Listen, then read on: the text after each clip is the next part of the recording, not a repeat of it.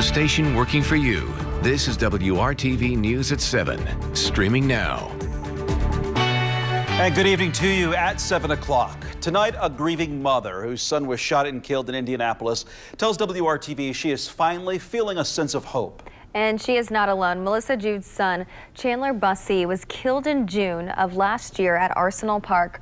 Over the last 7 months, she says it's been difficult getting in contact with a detective on the case.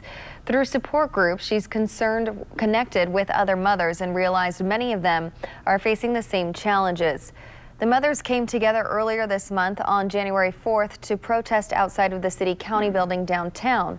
They called for better communication between detectives and grieving families. Just over a week later, representing the families, Jude met with an IMPD homicide captain and the manager of victims' assistance.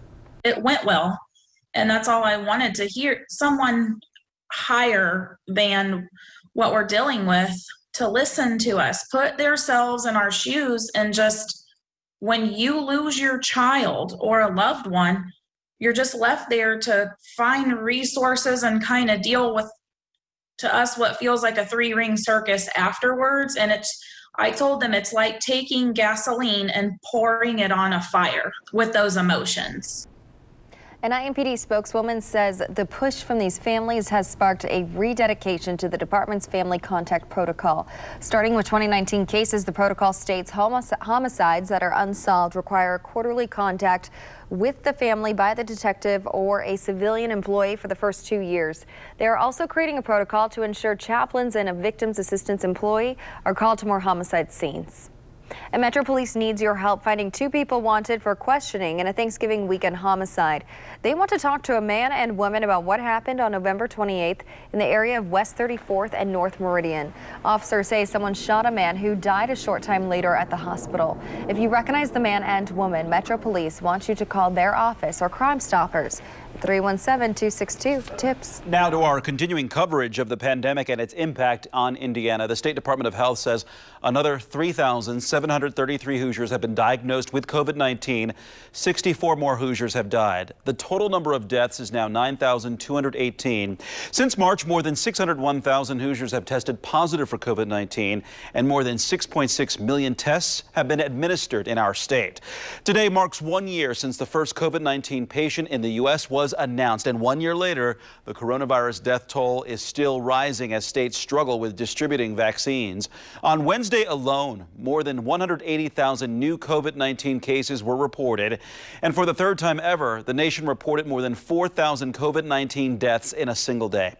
The CDC reports the country could reach 500,000 COVID-19 deaths by mid-February, but the new CDC director is offering a glimmer of hope, saying President Biden's plan of 100 million vaccines in the first 100 days is possible.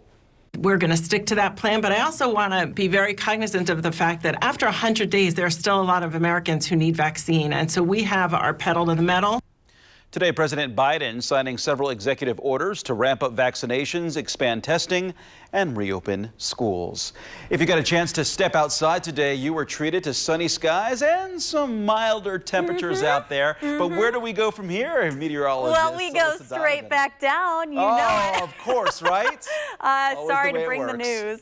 Temperatures today were in the 50s in some areas, 51 to the south of us in Bloomington, 50 in Columbus, 49 was our high in Indianapolis. Overnight tonight, we are going to continue to see that high pressure in control, which means mostly clear skies. Those are going to stick with us tomorrow as well, but our temperatures falling way off. By tomorrow morning, we're in the 20s, but we still have those gusty winds out of the north, about 15 miles per hour, so it's going to feel a little bit more like the teens tomorrow morning. Highs tomorrow only into the 20s, and then we do have some chances of rain and snow on the way this weekend. Those details coming up in just a few minutes. In a host of executive orders announced on day 1 of his presidency, President Joe Biden extended the CDC national moratorium on evictions nationwide. This halts evictions through the end of March and potentially through September.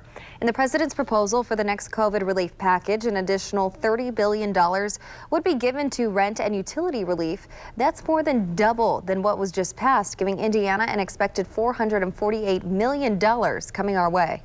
It helps us buy a little more time to be able to address that solution of rent relief. It also gives the state government a little bit of time to think about some legislative opportunities to help those who have fallen through the cracks.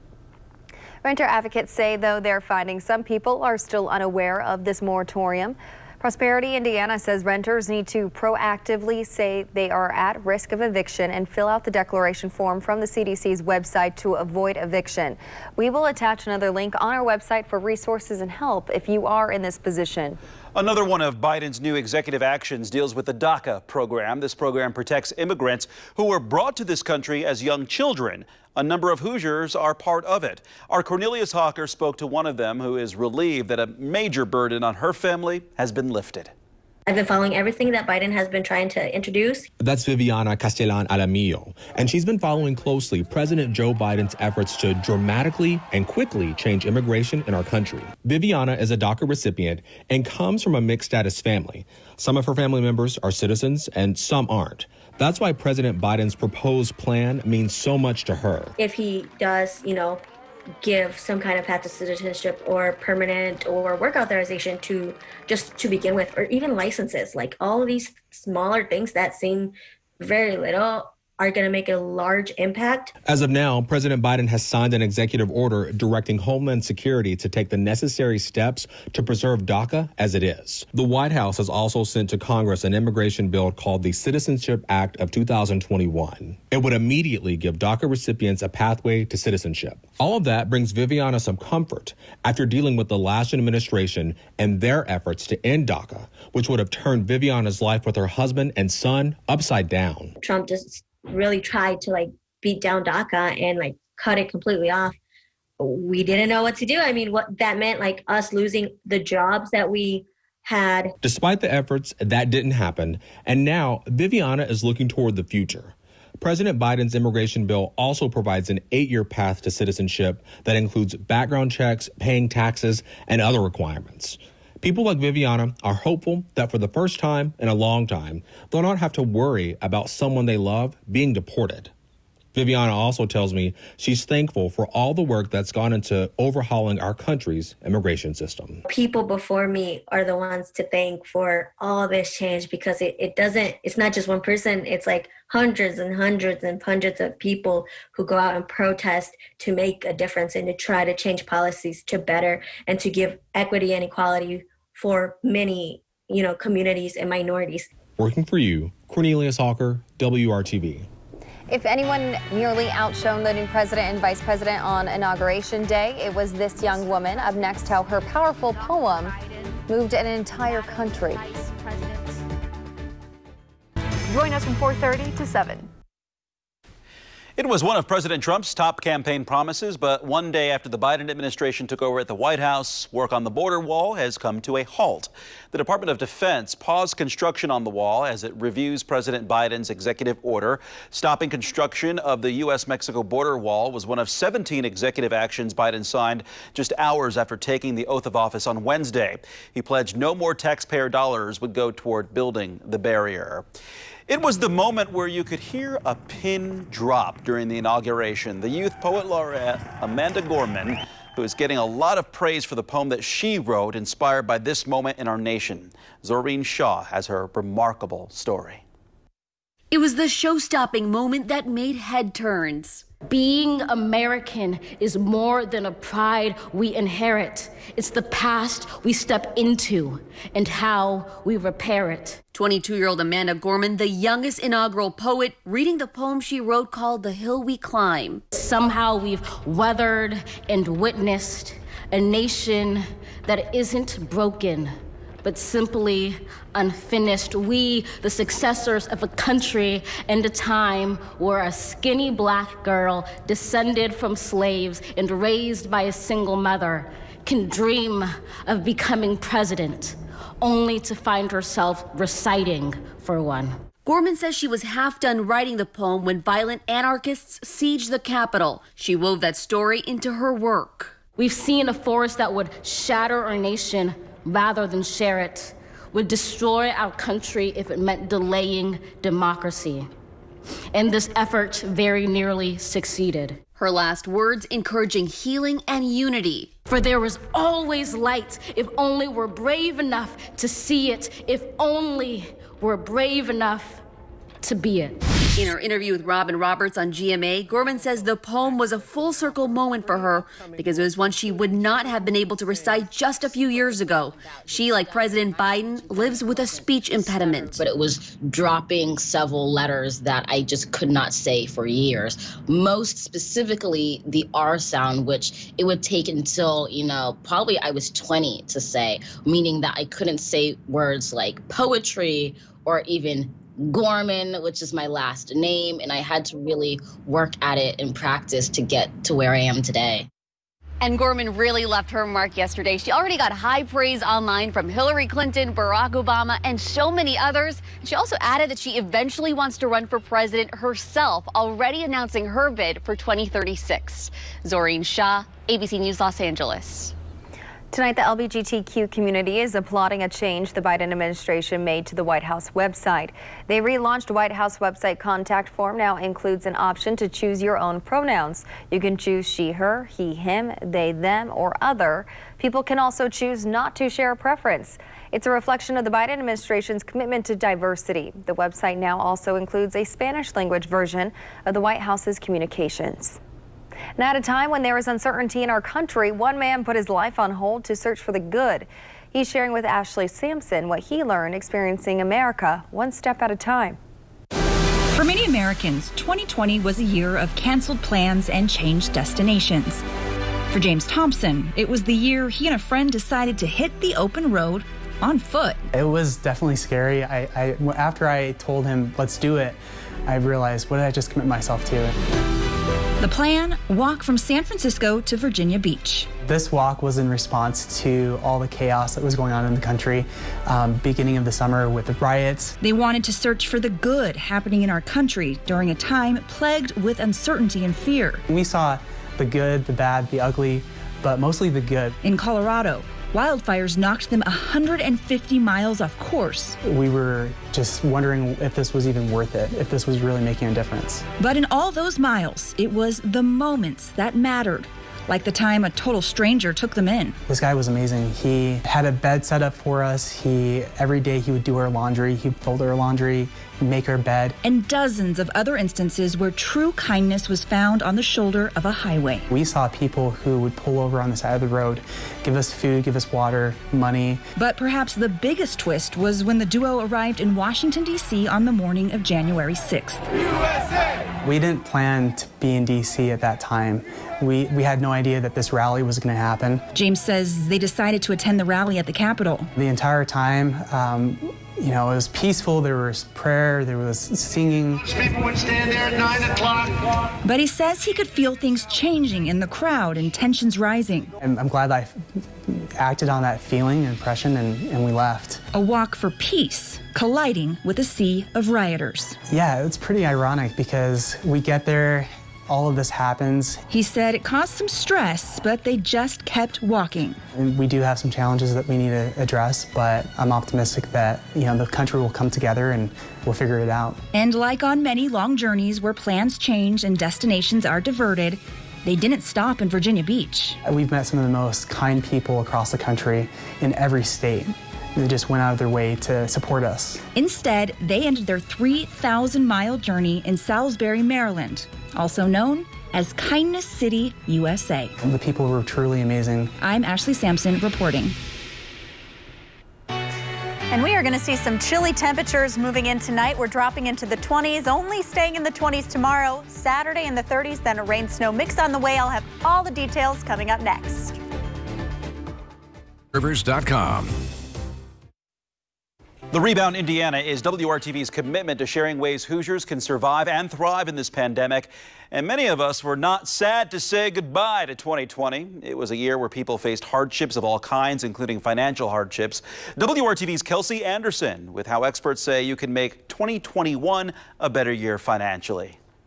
For many people, when they're thinking about retiring, they have that date in mind and circled on their calendar. But with the struggles that 2020 brought, is retiring still a good idea? Financial professional Logan Benham of Benham Advisory Group says retiring is still an option if you have been planning for it and stuck to your financial plans. But if you haven't done that, Benham says now might not be the right time. He says if you are going to retire, something to consider is market uncertainty. A good financial plan incorporates market uncertainty like we've seen during this COVID pandemic. And for example, if we were to only withdraw a fraction of our retirement accounts, then we might give the market some time to possibly recover in the future. For any worker who isn't ready to retire yet and is suffering financially because of the pandemic, there are a number of things you can do, and it might be a good time to organize those finances and figure out how much you will need when it's time to retire. Now, the best way to do that, Benjamin says, is to write down your monthly expenses. That way you can see where your money is going and where you might be spending too much. That way you can put that excess money into your retirement fund. Working for you, Kelsey Anderson, WRTV. And we had a beautiful day today. Those temperatures were well above average, plenty of sunshine, some warmer conditions. Now we have clear skies this evening. Temperatures are just starting to drop off, and they're going to drop off quite a bit more overnight. Right now it's 39 degrees in Indianapolis. Winds are out of the west about 12 miles per hour, and we are starting to see those winds shift a little bit. We are seeing those gusts close to 30 miles per hour right now. And what we've seen throughout the day is, for the most part, those winds have been more southwesterly. So that's helped usher in some of that warmer Gulf air, and now we're starting to see that shift, and they're going to become more northerly as we head overnight. Still going to see those gusts rather strong this evening and into the early morning hours, which means we're going to see that northerly Canadian air pulled into the area, which means tomorrow morning's going to be a chilly one. Actual temperatures will be in the 20s, but it's going to feel a lot more like the teens in Indy, single digits to the north because of that wind chill. So tomorrow morning, you're definitely going to need that warmer jacket as you head out the door. And that's just the start of this cold air settling into place. It's really going to be prominent as we head into Saturday morning. That's when our actual temperatures will be into the teens, and that's just because we're under this northwest flow. So we're continuing to see that cool Canadian air mass in place over the next 48 hours or so. Next behind that, we are going to see a system move in from the west. That's going to bring us the potential of a rain-snow mix on Sunday. Looks like our best chances of seeing that will be late Sunday and into Monday morning. Looking at the potential for a lot of snow for areas to the north and then a rain-snow mix for areas to the south. We're going to keep an eye on that as we approach that system and give you a better look at the timing. But a lot of us likely will just see some rain and maybe some freezing rain from that, depending on exactly where you are in central Indiana. So looking at our weekend, Saturday, 32 degrees for our high, mostly sunny throughout the day, 37 on Sunday. That chance of a rain-snow mix comes in late in the day, overnight, and into our Monday morning. Tomorrow, 29 for our high, so we're dropping quite a bit. Today we were at 49 degrees for our high, so big change with those temperatures. By Saturday morning, that's going to be our very chilly start to the day. Temperatures will only be into the teens. Saturday, the rest of the day looking pretty nice, but still chilly. Highs only into the low 30s, and then we will start to see those temperatures back close to 40 degrees by Monday. You're watching WRTV. We'll be right back.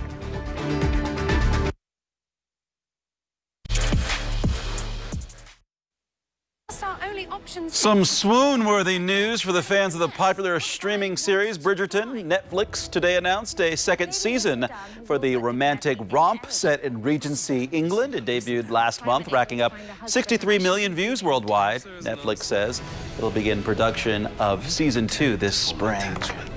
Very excited about that. It shows.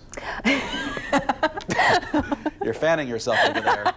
And Well, Alyssa, too. On another note, Bernie gets a bobblehead during President Joe Biden's inauguration ceremony Wednesday. An image of Senator Bernie Sanders sitting on a folding chair went viral. That apparently inspired the National Bobblehead Hall of Fame to create their latest product, which is a figure of the independent senator from Vermont, complete with a mask. Officials with the company say the individually numbered Bernie bobbleheads are expected to be available in May. Nice. Now I'm fanning myself. It's going to be colder tomorrow. Bundle up. All right. See you at 11.